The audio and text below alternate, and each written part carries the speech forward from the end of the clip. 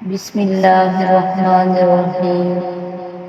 معزز ناظرین، آج کا یہ واقعہ دلوں کو غمگین کر دینے والا اور انتہائی دردناک ہے۔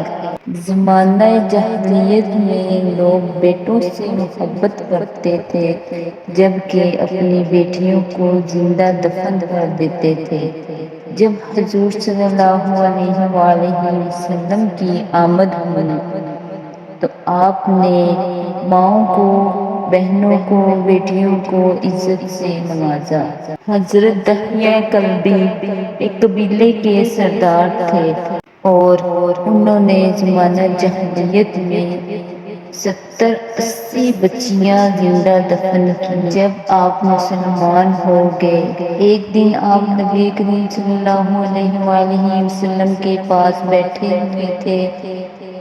اکثر لوگ جب آپ صلی اللہ علیہ وآلہ وسلم کے پاس بیٹھتے تو زمانہ جہالت کی باتیں سنایا کرتے تھے۔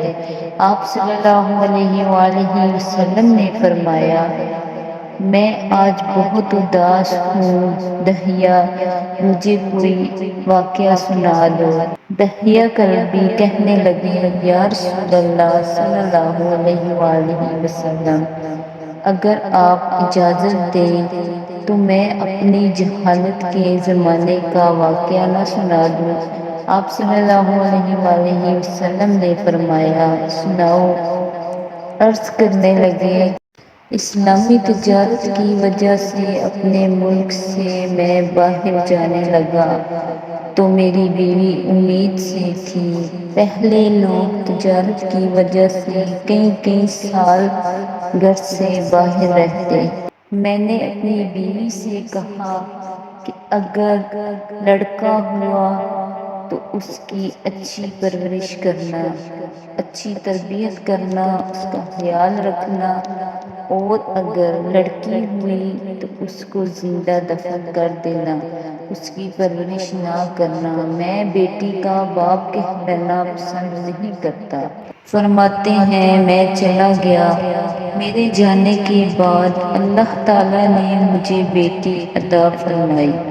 میری بیوی نے اس کی اچھی پرورش کی، اچھی تربیت کی، اور جب میں واپس آیا تو اپنے گھر کا دروازہ کھٹکھٹایا تو میرے کانوں میں ایک ننھی بچی کی آواز آئی کہ امی جان، آج ہمارے دروازے پر کون آیا ہے؟ میری بیوی میری بیٹی سے بولی کہ تم دروازہ کھولو، تمہارے بابا آئے ہیں۔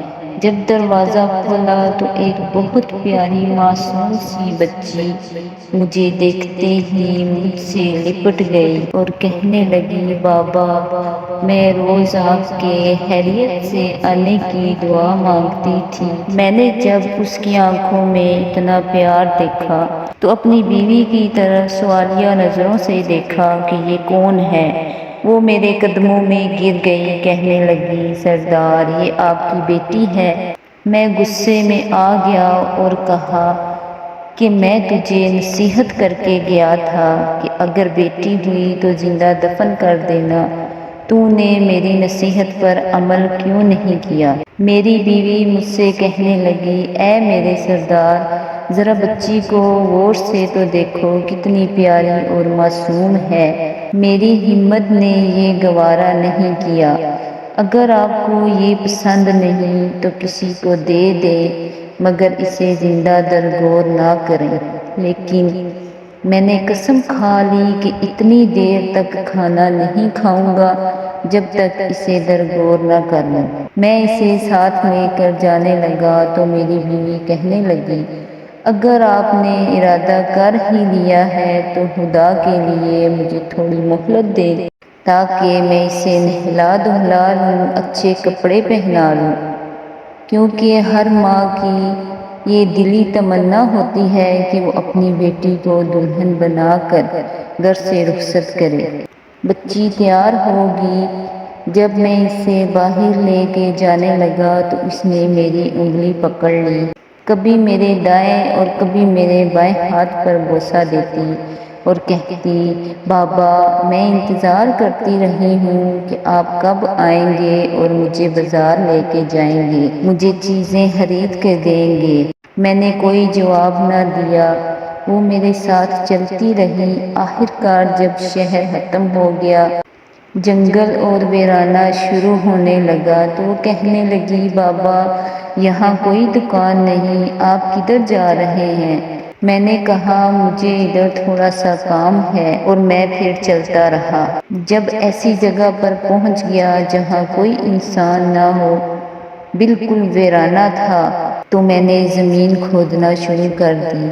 میری بیٹی ڈرنے لگی، کہنے لگی ابو مجھے ڈر لگ رہا ہے، چلو گھر چلیں۔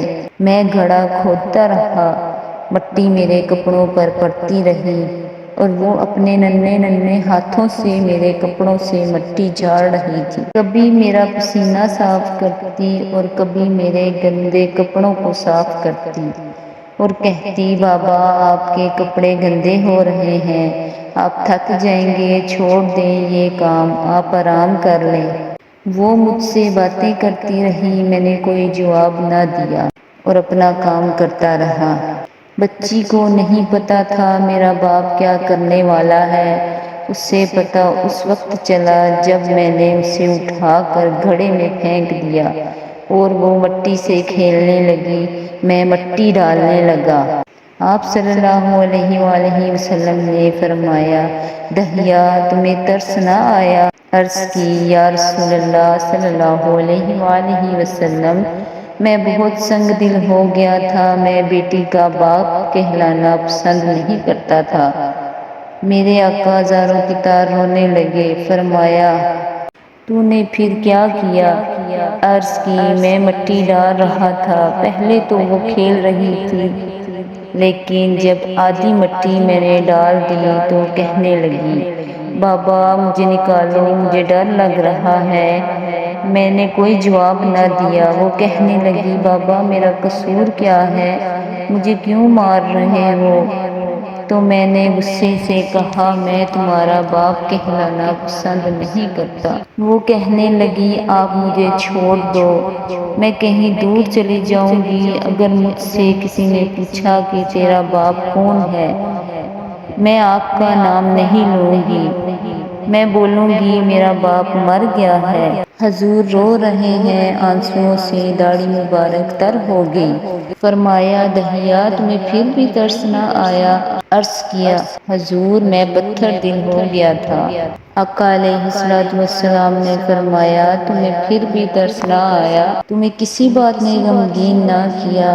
عرض کیا یا رسول اللہ صلی اللہ علیہ وآلہ وسلم مجھے ایک بار ترس آیا جب میں اس پہ مٹی ڈال رہا تھا اور وہ میری منتیں کرتی رہی کہ مجھے چھوڑ دو، اور جب مٹی حلق تک پہنچ گئی تو کہنے لگی اے ظالم مجھے میرا قصور تو بتا دو کہ مجھے کیوں مار رہے ہو؟ اگر مجھے قصور نہیں بتائے گا تو کل روز قیامت جب اللہ کے حضور سب حاضر ہوں گے تو میں تمہیں پہچان لوں گی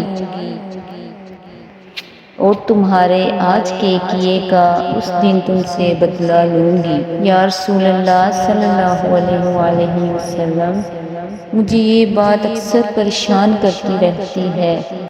میرے آقا ہزاروں کی طرح روتے رہے اور دیر تک روتے رہے۔ جب آپ کے آنسو تھمے تو دہیا نے عرض کی یا رسول اللہ کیا میرے یہ جرم معافی کے قابل ہے؟ تو میرے آقا علیہ الصلوۃ والسلام نے فرمایا دہیا جب تم نے یہ کلمہ پڑھا لا الہ الا اللہ محمد رسول اللہ تو یہ اس کلمے کی طاقت ہے کہ تمہارے سارے گناہ معاف ہو گئے۔ دہیا نے توبہ کی اور سچے دل سے توبہ کی تو اللہ تعالیٰ نے ان کی یہ توبہ قبول فرما لی۔ ناظرین امید کرتی ہوں کہ آپ کو یہ ویڈیو پسند آئی ہوگی۔ ویڈیو پسند آنے کی صورت میں ہمارے چینل کو لائک، شیئر اور سبسکرائب کریں۔